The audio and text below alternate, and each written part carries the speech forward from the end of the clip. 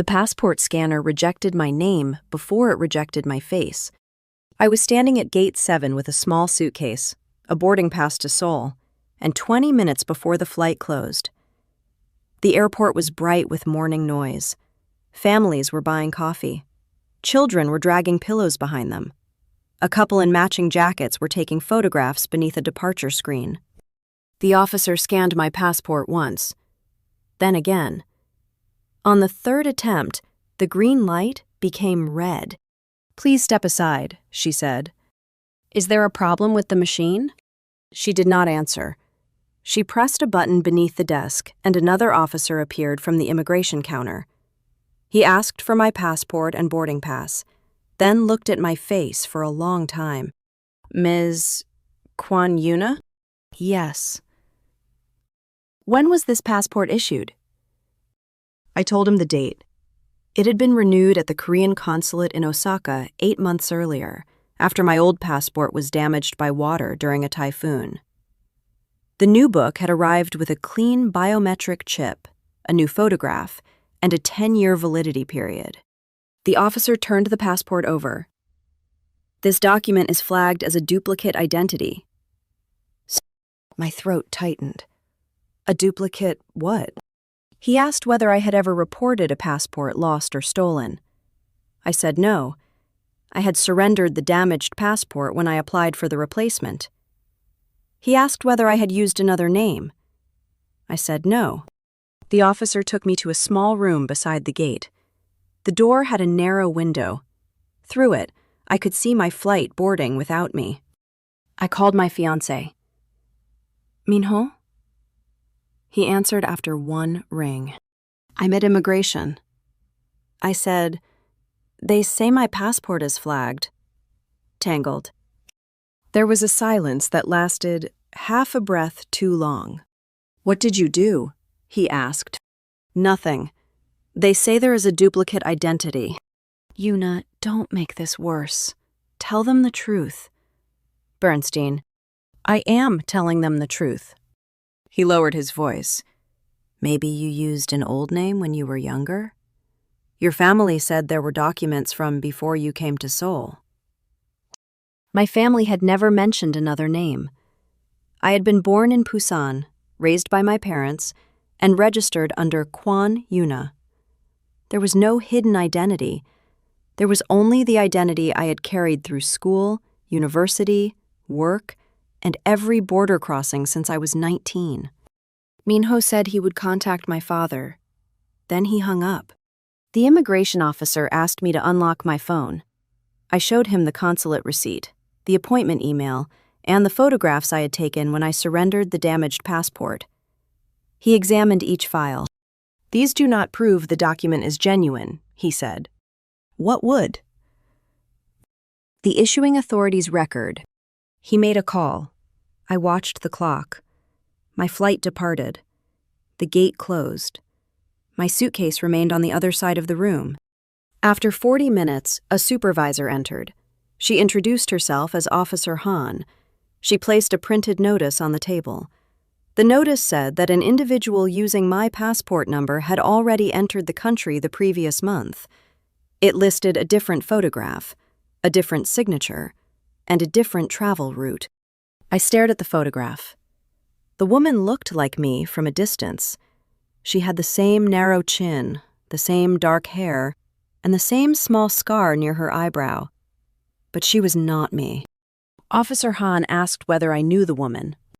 I said no. She asked again, more slowly.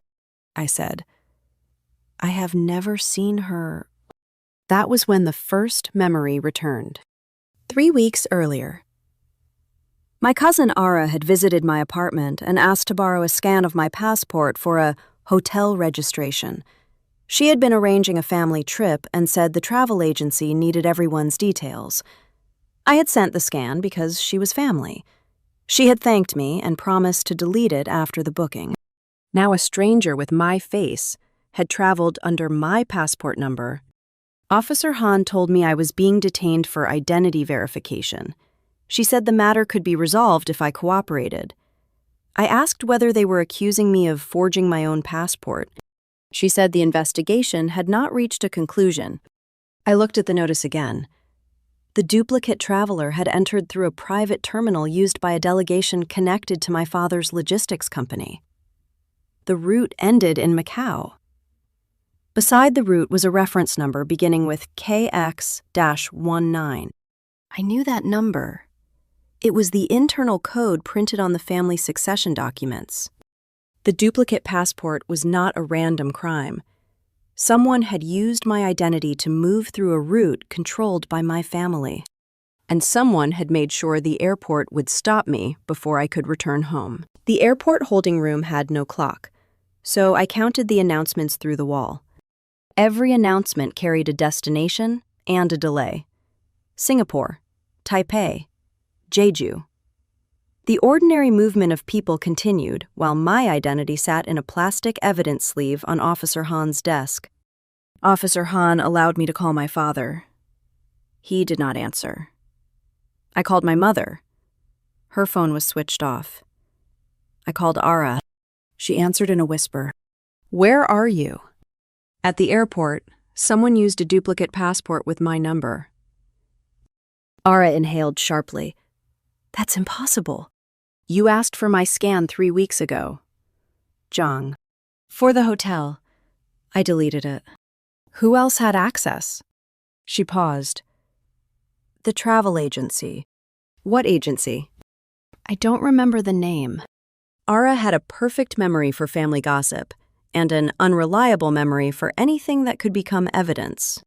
I asked whether my father knew about the trip to Macau. She said the family logistics company had sent a delegation, but she had not been involved. Then she asked whether I had told the officers about my engagement. Why would that matter? "Minho said you were supposed to sign the marriage property agreement next week." The question did not belong in an airport investigation. It belonged in the chain of events that had been forming around me for months. My father had recently asked me to sign a document transferring my voting rights in the family warehouse company. He said the transfer was temporary, designed to simplify tax reporting before my marriage. I had refused because the document gave Minho authority to act on my behalf if I became unavailable. Minho had called it a formality. My father had called it practical. Ara had called it proof that I did not trust the family. Now my passport was being treated as a duplicate, and someone had traveled through my father's private route using a face that resembled mine. Officer Han returned with a second notice. The duplicate identity had been linked to a customs declaration for jewelry and bearer bonds. The declaration listed the traveler as the beneficiary of Quan Logistics. My name appeared in the beneficiary field. I did not declare those items. I said, "The customs form was submitted electronically. Who signed it?" She showed me a digital signature. It looked like mine, but the final stroke was too long. I had learned to sign my name with a short downward line because of a wrist injury. The signature on the form curved back toward the first letter. I told Officer Han that the signature was forged. She asked whether I had samples of my real signature.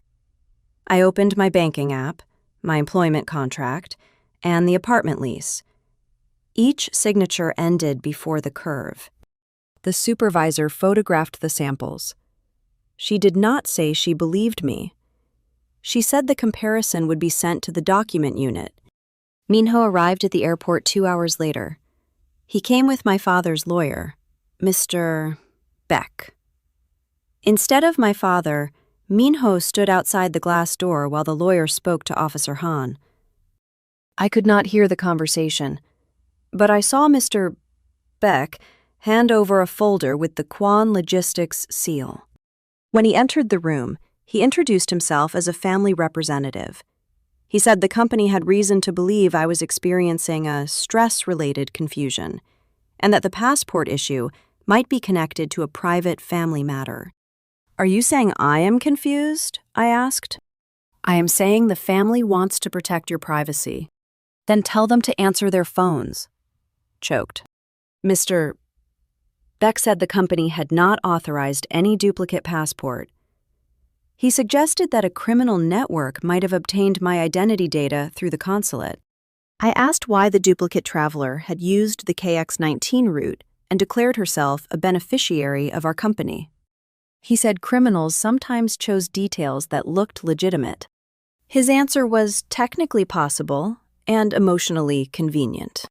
Minho asked to speak with me alone. He said he could arrange a private lawyer if I agreed not to mention the marriage property agreement. Why would the agreement matter to the airport? It doesn't. But if you make this into a family scandal, your father may cancel the wedding support. There it was. The wedding was being used as leverage while I sat under identity investigation. I told him to leave. His face hardened. You are making a mistake. The mistake was trusting you with my documents. Exchanged. He looked toward Officer Han. She sent the scan to Ara. I never had it. Thinkers, I had not accused him. He had volunteered the defense. Officer Han asked whether Minho had access to my cloud storage. He said no. He said he had only helped me transfer photographs after my phone was damaged. Another detail I had forgotten. The week before Ara asked for the scan, Minho had borrowed my phone to install a travel application. He had returned it with the screen locked and a new security notification in my email. At the time, I had assumed the notification was a routine update. Now I wondered who else had entered my digital life while pretending to help me leave the country. Officer Han arranged a video call with the Korean consulate in Osaka. A consular officer named Sato appeared on the screen. He asked me to hold the passport under a lamp and open it to the photograph page. This is the passport we issued to you on March 14th, he said. Yes. Notoriously. The chip serial number matches our record. The biometric data matches the applicant who appeared in person. Officer Han asked whether the consulate had issued another passport using my number. Sato said no. He explained that the duplicate flag did not mean my passport was fake. It meant another travel document had been associated with my identity record in a separate database. Can you identify the other document? Officer Han asked. Sato checked his screen. A temporary emergency passport application was submitted 2 months before Ms. Kwan's renewal. Notions. I felt cold. I never applied for an emergency passport. The application was withdrawn before issuance. Sato said, the applicant presented a copy of a police report for a lost passport. I had never filed a lost passport report. Mr. Beck said the application could have been fraudulent. Officer Han asked for the report number. Sato read it aloud. I recognized the last 4 digits. They matched the police report from a minor car accident involving Minho's company vehicle. He had asked me to sign a witness statement because I had been in the passenger seat. I had never signed a lost passport report, but Minho had photocopied my identification for the insurance file. Sato sent the consulate a certified note confirming that my March passport was genuine and that the emergency application had been withdrawn after a mismatch in the applicant's answers. The applicant had known my address, but not the name of the doctor who examined my mother. That inconsistency triggered the rejection. The consulate had preserved the application file because it was marked as suspicious. Sato asked me to describe the appointment when I renewed my passport. I told him about the fingerprint scanner, the digital photograph, and the form where I had confirmed my address. He asked whether anyone had accompanied me. I had gone alone. The appointment had taken 18 minutes. The emergency application had taken 52 minutes. The applicant had asked for repeated explanations of basic questions and had claimed that my passport was lost during a hotel move. The statement described a hotel I had never visited. It also used the wrong Korean spelling for my mother's name. Sato said these details were why the consulate had not issued the emergency document. He had marked the file for possible identity abuse, but the warning had remained inside the consular system. It had not been connected to the airport's travel alert until the duplicate entry appeared. The gap between those systems mattered. The consulate knew an application was suspicious. The airport knew a duplicate traveler existed. Neither system initially knew that the same people were preparing a corporate transfer. Officer Han asked whether I had signed any document authorizing a representative to use my identity during an absence. I said no. She asked whether I had ever signed a power of attorney for Minho. I said I had signed a limited form for a car lease, but it did not cover passports, bank accounts, or company shares. The limited form became another piece of the puzzle. The family office had copied its first page and attached it to a broader authorization. The signature was real, but the scope had been changed. The investigators found the original in the dealership file and the altered version in the succession packet. That was the most dangerous kind of forgery, a genuine signature placed beneath false words. I asked Sato whether the consulate could mark my identity record with a note that no representative could apply for a passport on my behalf without my physical presence. He said the note could be added after the investigation. I requested it immediately. He said some protections could not be made permanent because passports had to remain usable in emergencies. I understood the limitation. A system that protects one person too rigidly can prevent a real traveler from receiving help. We agreed on a temporary alert, requiring direct confirmation from me for any future replacement document. It would remain until the court case closed. When the call ended, Officer Han asked if I was afraid of traveling again. I am afraid of someone else deciding where my name can go. I said. She nodded. That is different from being afraid of an airport. It was. The airport had a procedure. My family had a plan. Officer Han asked whether I wanted to file a formal identity theft complaint. I said yes. The complaint required a statement about every person who had accessed my documents in the previous year. I listed Ara, Minho, my father's lawyer, the travel agency, and the company's finance director. I listed the dates as accurately as I could. When I reached the line for my mother, I stopped.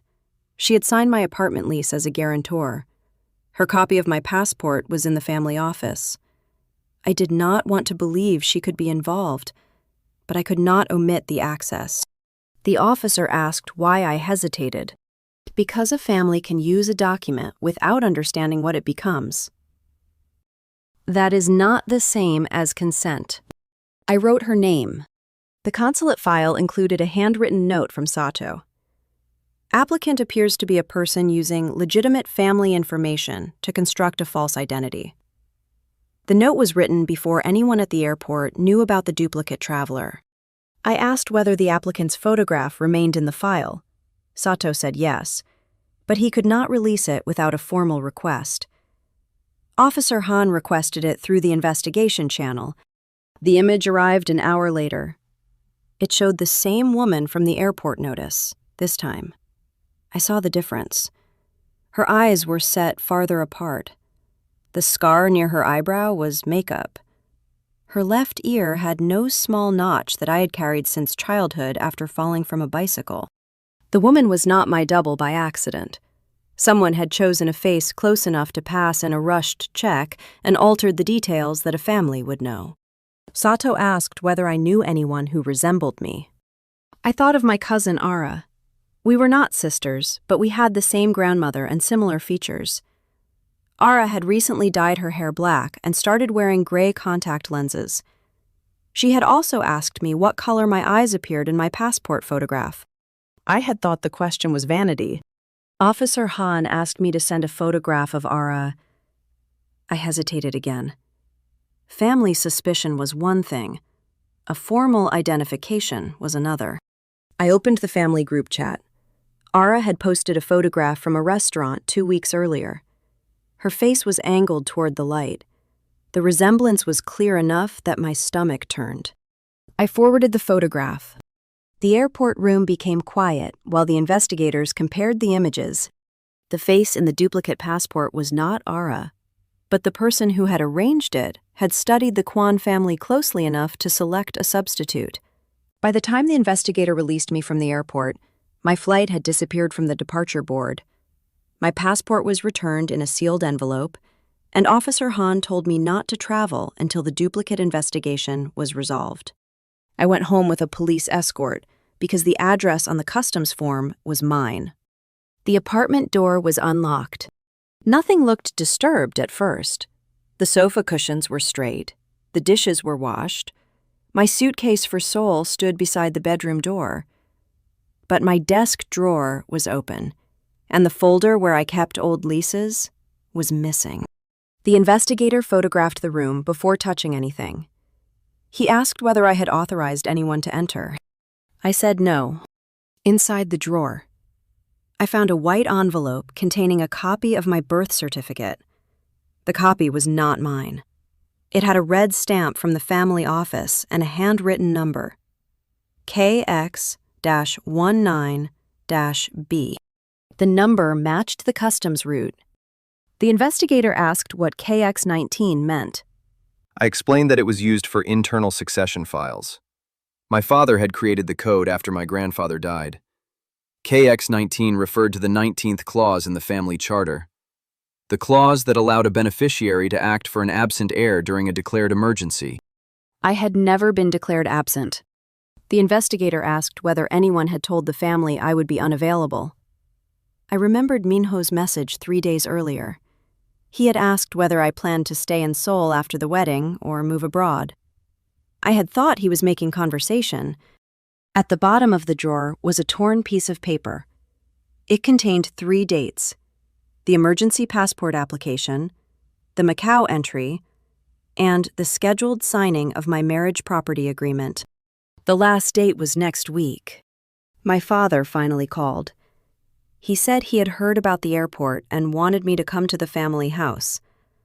I asked whether he knew about KX-19B. He said the code was a private company matter. Why was a copy of my birth certificate marked with it? He said he did not know. Why was a person using my identity listed as a beneficiary? He said he was trying to find out, why did your lawyer tell immigration this might be a family privacy issue? He became angry. He said I was accusing everyone without proof. I replied that I had been detained because someone had proof designed to look like me. He told me to stop speaking to the police until he could arrange a private meeting. I ended the call. The police searched my cloud account with my consent. The access log showed a login from a device registered to Minho's company on the same night he borrowed my phone. Another login came from the family office 3 days after Ara requested the passport scan. The travel agency account contained a booking for a woman named Kwon Yu-na, with the syllables reversed in the romanization. The booking listed a private terminal, a black sedan, and a cargo declaration for bonds. The agency had been paid by Kwan Logistics. Ara called again. This time, she was crying. I did not know what they were doing, she said. Who is they?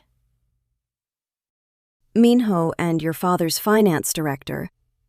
They said you were going to sign away the warehouse shares. They said the family needed a backup identity in case you changed your mind. I asked what a backup identity meant. Ara said they wanted to move assets through Macau under my beneficiary name, then claim that I had authorized the transfer. If I objected, they could say I had traveled and signed documents abroad. Why did you help them? They promised to pay my debts. She sent me a photograph of a message thread. Minho had written, once Yuna is out of the country, KX-19B can act. The airport flag will keep her from interrupting the transfer. The message did not say fake passport. It did not need to. The plan was written in the spaces between ordinary words. I forwarded the thread to Officer Han. The investigator asked whether I wanted Ara charged. I said I wanted her statement preserved first. She had participated. But she was also the person who could explain how the documents moved from my apartment to the family office. The airport stop had not been an accident. It was a timed door. Someone wanted my body in one room and my identity moving through another. I asked Officer Han whether the airport had recorded the moment the duplicate record entered the system. She said the system logs were protected, but she could request the audit trail. The audit trail showed that the duplicate identity alert had been manually escalated at 5:52 a.m., 40 minutes before my flight check-in. Who escalated it? I asked. The request came through an authorized corporate channel. Which company? She would not tell me until the investigators confirmed the request. But she did show me the category: high-risk beneficiary movement. The alert had not been raised because of a fake passport. It had been raised because money connected to a beneficiary with my name was moving through a route. That explained why I had been stopped before the machine completed its scan. The airport staff had been looking for a person connected to a financial transaction, not merely checking a document. I remembered the private terminal from the notice. My father's company used it for cargo, but family members sometimes use the same gate when traveling for business. Minho had booked my Seoul flight from his company account. He knew the departure time, the seat, and the fact that I would be alone. The investigator asked whether I had told Minho about the trip. I said yes. He had helped me choose the flight because our wedding planner wanted me to return before the venue inspection. The planner sent a copy of the booking confirmation. The email had been opened from the same company device that accessed my cloud account. Minho had not needed to steal the itinerary. I had handed it to him as part of a normal conversation. That was how the plan worked. Every piece arrived through an ordinary kindness. Ara asked for a scan. Minho borrowed a phone. My father's lawyer stored a lease copy. The company kept a signature sample. Nobody had to break a lock because the family had already been given the keys. I asked Officer Han whether the duplicate traveler had used my exact passport number or a near match. She said it was exact. The number had been entered into the booking manually, not read from a chip. Then someone typed it. I said, yes. From a copy, Nuga. Most likely. The words most likely did not satisfy me, but the device log would turn likelihood into a trace. Before I left the airport room, Officer Han gave me a form listing my rights during identity verification. I read every line. The form said I could request the reason for a detention, ask for a translator, contact legal counsel, and receive a receipt for any retained document. I had none of those rights in mind when the scanner first turned red. I had been too embarrassed to ask. The strangers behind me had looked impatient, and I had worried that insisting on a receipt would make me appear guilty. I signed the form and kept the copy. That small receipt became the first document in my evidence folder.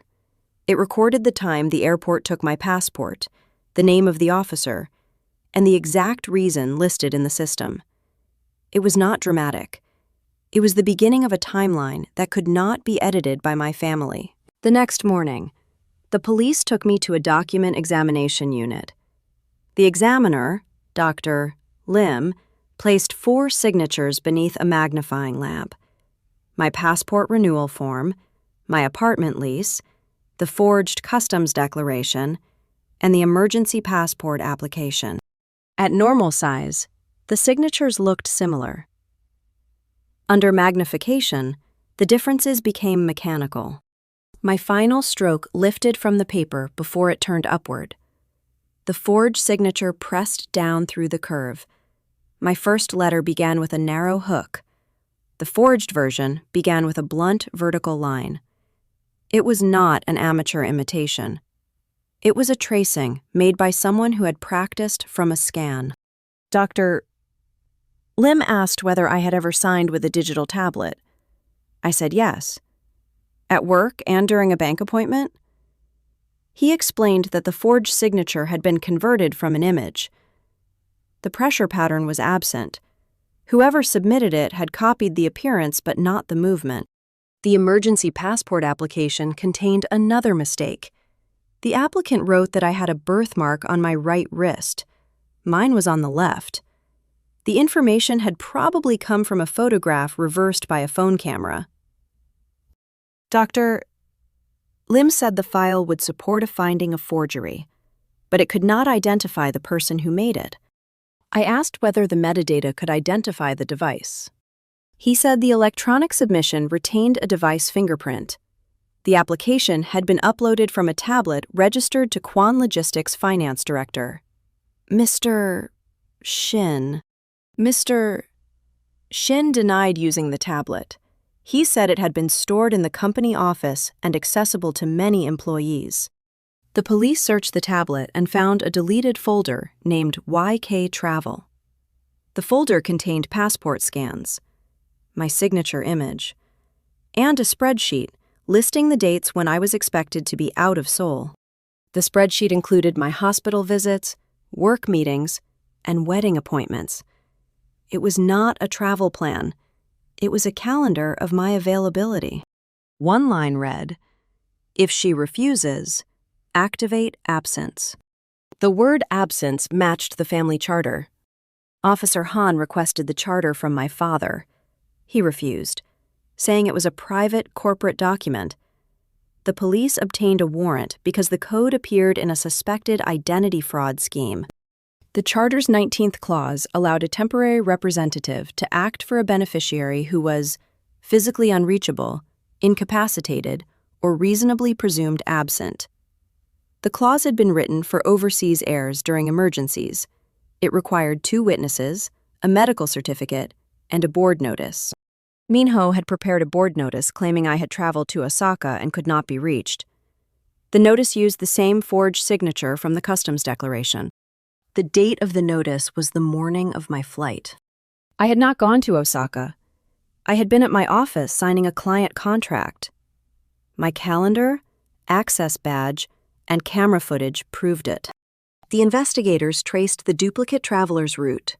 She had entered Macau through a private terminal, met a representative of an offshore company, and signed a document transferring a bond account. The document listed the beneficiary as Kwon Yuna and included KX-19-B. The transfer had not completed because the receiving bank requested a biometric confirmation. The duplicate traveler had disappeared before the appointment. The plan required my identity to exist in 2 places: in the airport system as a suspicious traveler, and in the bank system as an absent beneficiary. The contradiction was supposed to be blamed on me. The document unit then compared the forged signature with the one on the marriage property agreement. The agreement had not been signed yet, but a draft contained a scanned signature in the margin. The scan came from the same image used in the emergency application. I asked how the investigator could tell. He showed me a tiny dark mark near the final stroke. It appeared on every copied signature because the scanner had captured a speck of dust on the glass. A real signature did not carry the same dust mark from document to document. That speck connected the airport form to the wedding file. The family had not prepared 2 separate schemes. They had built one chain, in which my identity would be disputed first, then used to authorize the marriage transfer after I was labeled absent. The wedding planner gave the police a seating chart and a schedule for the signing ceremony. Minho had arranged for a notary to visit the venue the day after my planned return. The notary's instructions said to proceed if I was temporarily unreachable. The phrase repeated the charter clause. I had thought the ceremony was a celebration. It was also a deadline. The investigators found a draft announcement prepared for the company website. Kwon Yuna entrusts her shares to her spouse during an extended overseas stay. The announcement used a photograph of me from our engagement dinner. It had been scheduled, but not published. The caption made my skin crawl. It turned attention into consent. If I had been stopped at the airport and the transfer completed, my silence would have been treated as approval. I asked the prosecutor whether the draft announcement could be used as evidence. She said it showed intent, but the court would decide how much weight to give it. She told me not to read every recovered document unless I needed to understand the chain. I read them anyway.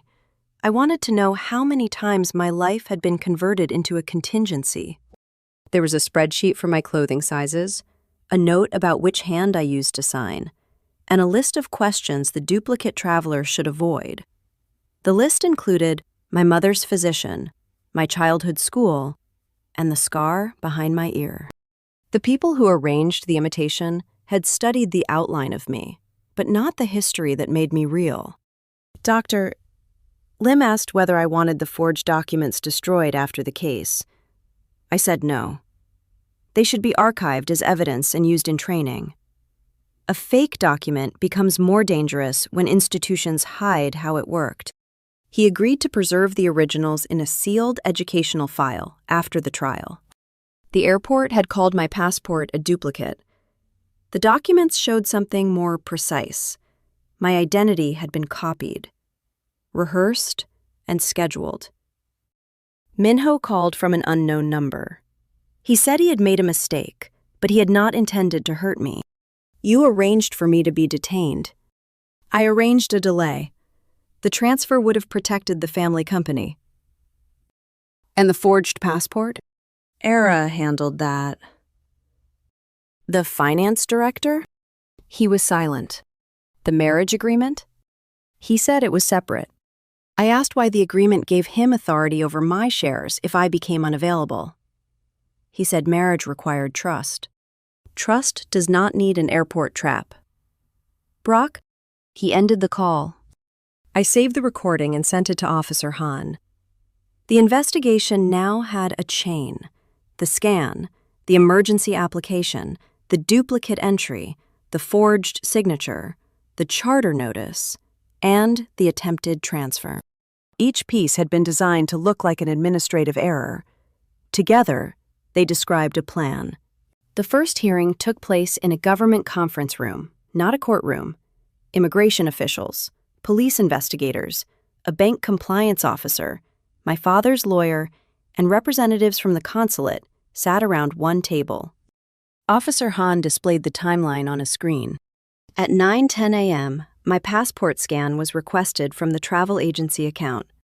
At 11:42 a.m., the emergency passport application was uploaded from the finance director's tablet.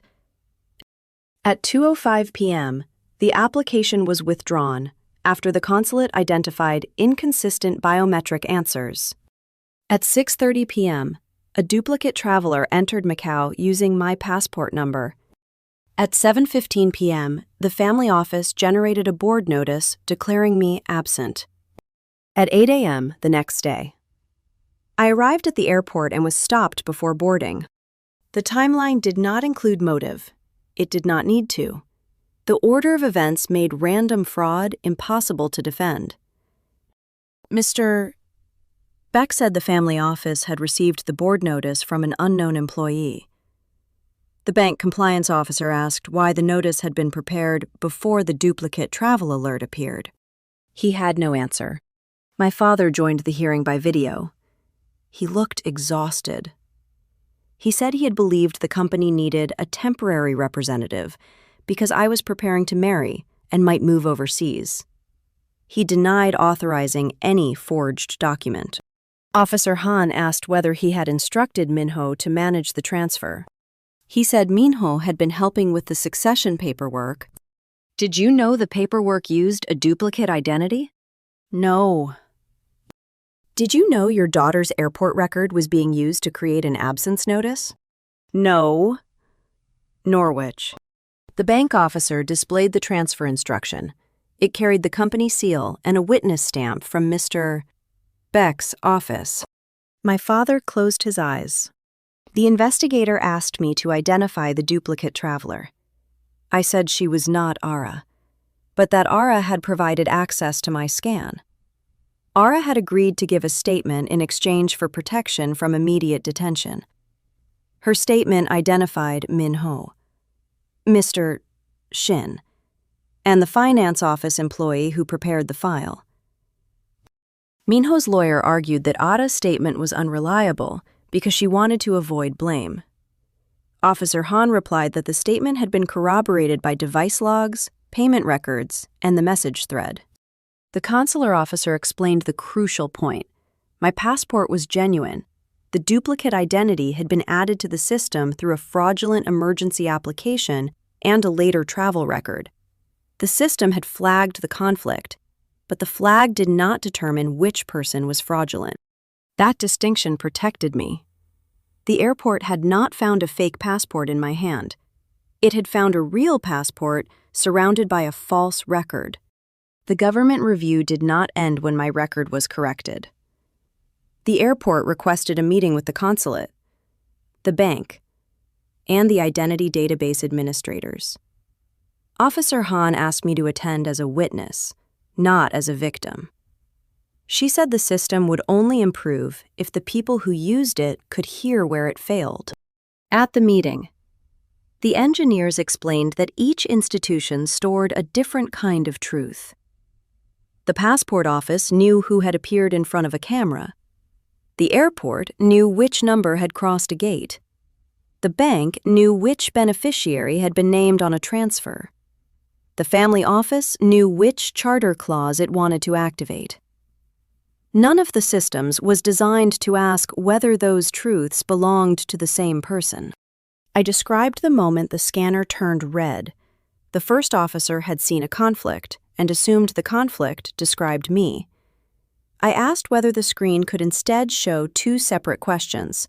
Is this document genuine? Is another person using the same identity record?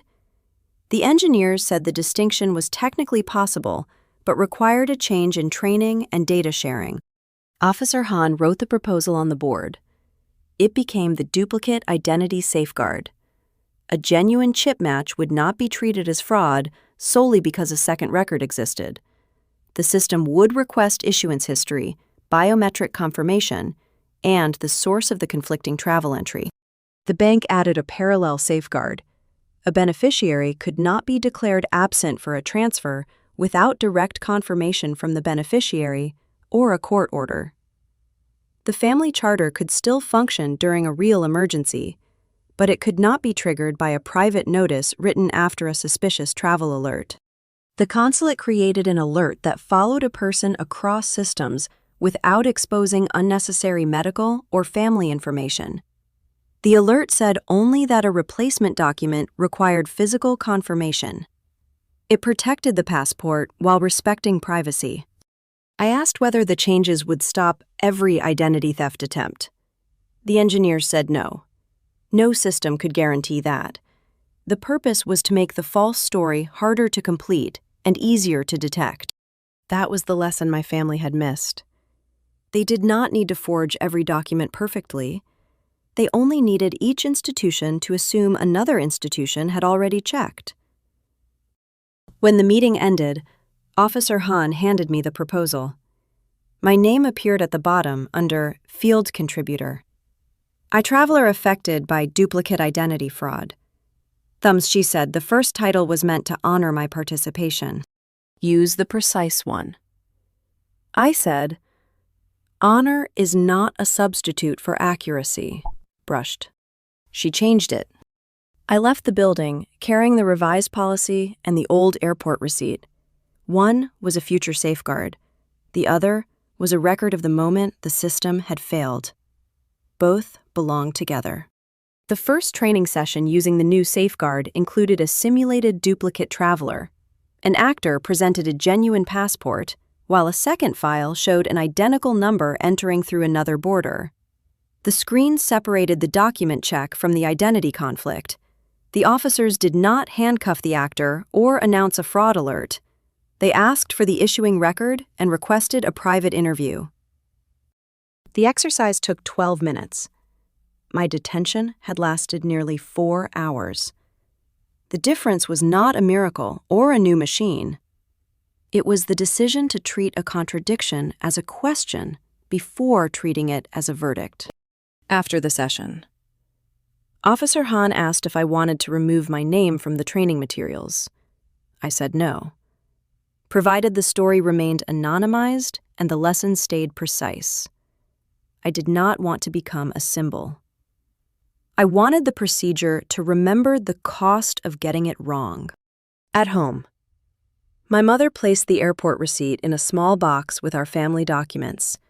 She labeled the box, "Records that returned us to the truth." The label made me laugh for the first time since Gate 7. The fake passport had never belonged to me.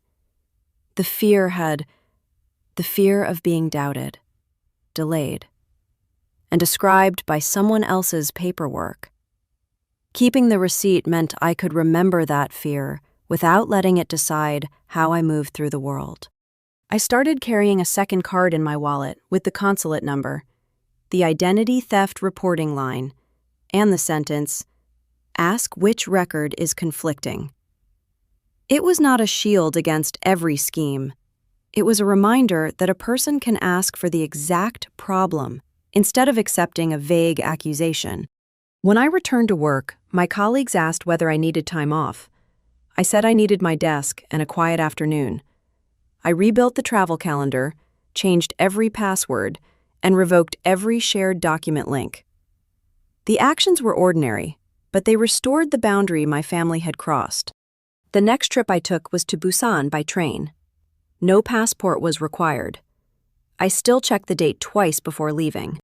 My mother met me at the station with a paper bag of tangerines.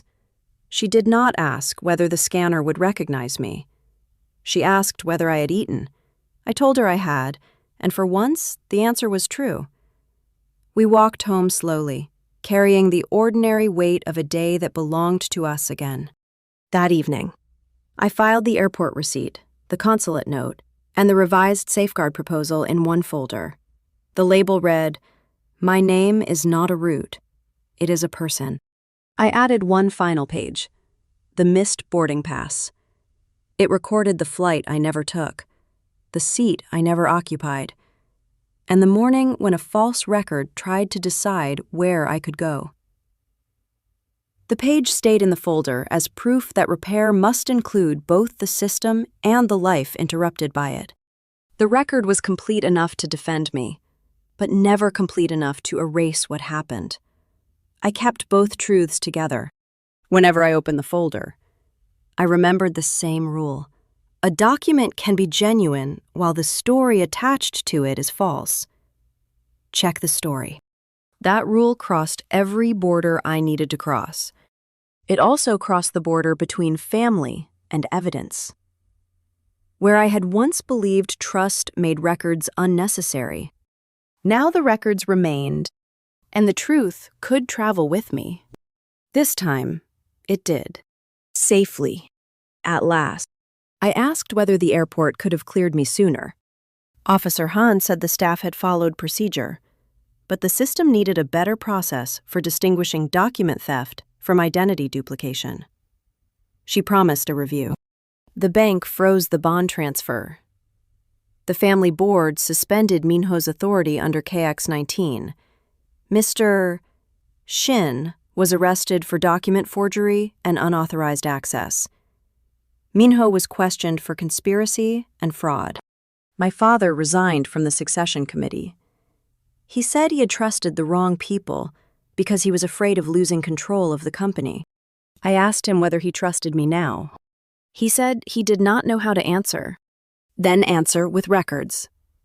I said, the hearing ended with an order correcting my identity record.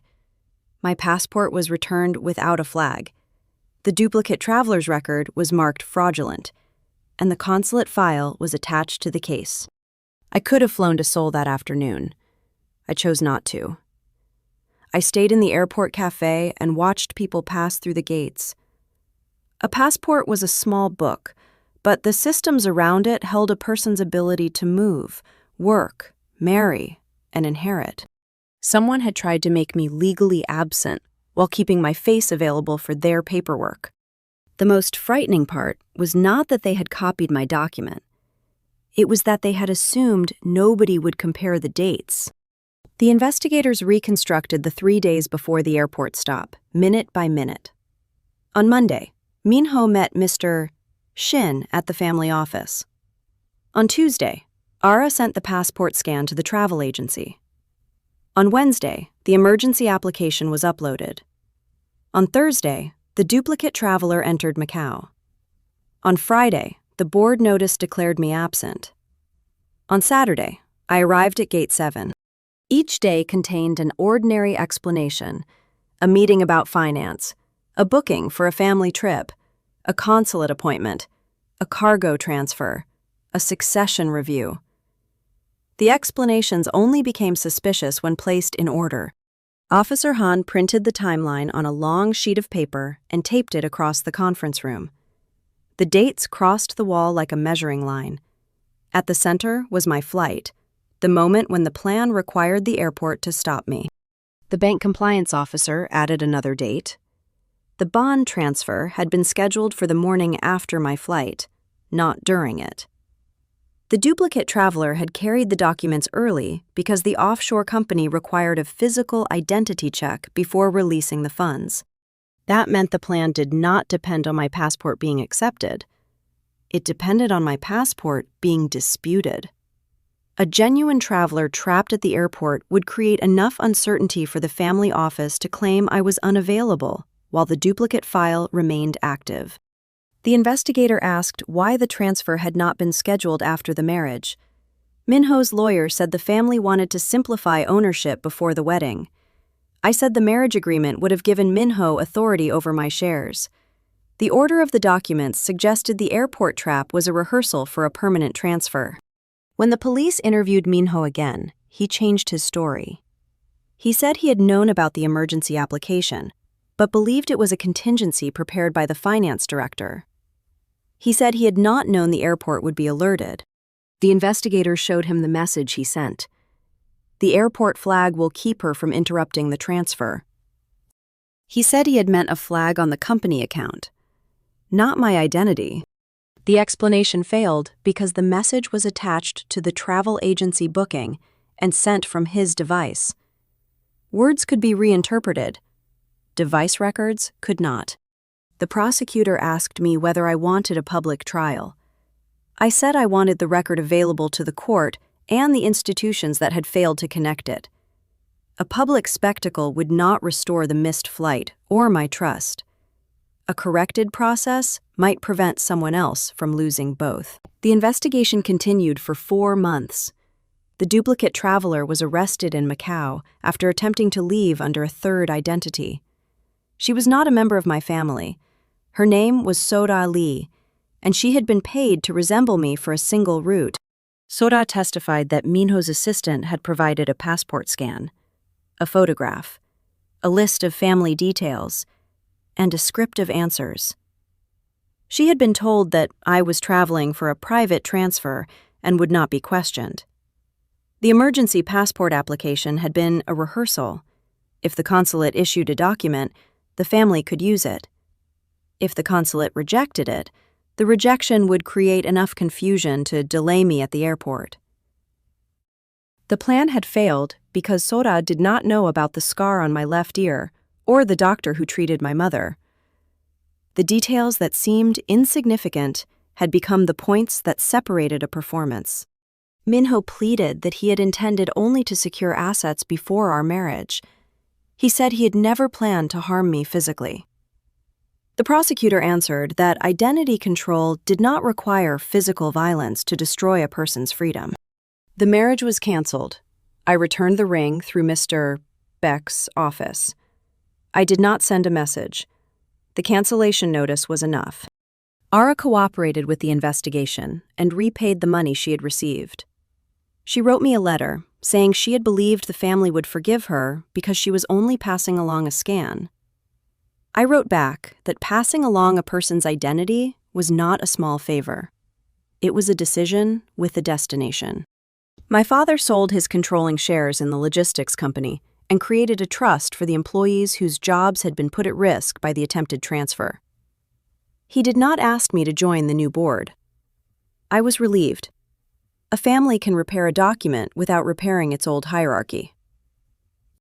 I accepted a position on an independent identity safety panel that reviewed airport and consulate procedures.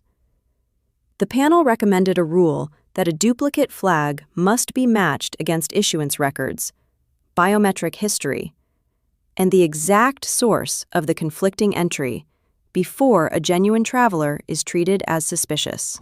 Officer Han invited me to speak at the training session. I told the officers that procedure had protected me in the end, but the first hours had been terrifying because the system treated my name as a contradiction instead of a person. She said the new training would teach staff to separate the document from the fraud around it. That sentence stayed with me. On the day the corrected record became final, I went back to Gate 7. The same scanner sat beneath the same departure board. A family was arguing about a stroller. A businessman was asking for a charger. Nobody knew that the room had once held my identity in a plastic sleeve. I placed my passport on the counter. The scanner flashed green. The officer returned it and said, "Have a safe trip." I thanked her. The passport did not feel like proof of innocence. It felt like a record of continuity. The number, the photograph, the chip, and the name had survived the attempt to split them apart. I did not fly to Seoul. I boarded a later train to Busan, where my mother was waiting. She asked whether I had brought the passport. I showed it to her. "Good," she said. "Now keep it with you." I told her the airport had never found a fake passport in my hand. It had found a real passport connected to a false story. She touched the cover. Stories can be corrected. Only if someone checks the dates. Hamburger. We sat at the kitchen table and laid out the records. The consulate note, the device log, the forged signature analysis, the charter clause, and the corrected travel history. My mother read each page slowly. She did not ask why I had trusted the family. She asked why the family had believed trust meant no one would keep evidence. I had no answer that could make the question smaller. Months later, I received a message from a woman who had been stopped at another airport because her identity had been duplicated. She had read about the new procedure and wanted to know whether she should surrender her phone to the officers. I told her to cooperate, preserve her receipts, ask for the issuing authority's record, and write down every time and name. I told her that a genuine document could be surrounded by a false record, and that the fastest way to separate them was a precise timeline. She thanked me. I closed the message and opened my own travel history. The Macau entry was marked fraudulent.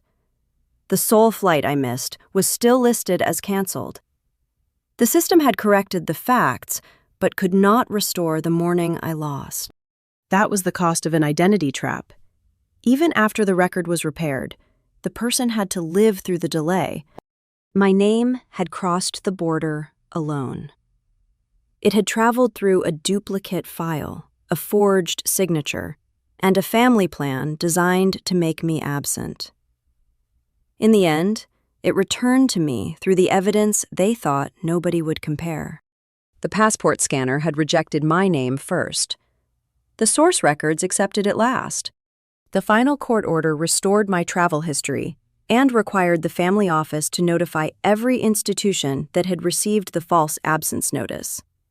The bank, the consulate, the airport, and the wedding venue each received a certified correction. My name returned to the systems, one letter at a time. The correction did not erase the false entry. It placed a red note beside it. Fraudulent use by another person. I preferred that to deletion. Deletion would have made the event invisible. The note preserved the warning for anyone who investigated the route later. I kept the airport receipt in my wallet. It reminded me to ask questions before embarrassment could silence me. I kept the consulate note in a folder at home. It reminded me that a suspicious record can protect a person when someone reads it closely. I kept the forged signature analysis because the tiny dust mark had connected the documents faster than any family confession. My father sent one final letter. He wrote that he had believed control was the same as protection. He said he was sorry he had treated my future as an asset that required management. He did not ask me to return to the company or the family committee. I answered that I accepted the correction. Not the old arrangement. He replied that he understood. Ara moved to another city and began working at a travel agency under supervision. She sent me a photograph of the first passport application she processed after the case. She had circled the line that asked for physical presence and written, "Do not treat a copy as a person." I did not know whether the sentence would stay with her. I hoped it would, when I eventually traveled abroad. I arrived early and asked the officer to verify the document directly with the issuing authority. I did not apologize for asking. The officer checked the chip, looked at my ear, and waved me through. At the gate, I watched the scanner turn green. The color was ordinary. The freedom behind it was not. My name had crossed the border alone, but it had not been abandoned. The dates, the signatures, the device logs, and the consulate file had traveled with it. They had waited in different systems until someone placed them in the same line. That was how I got my identity back. Not by proving that I looked like myself, but by proving that the story around my name could not have happened in the order they claimed.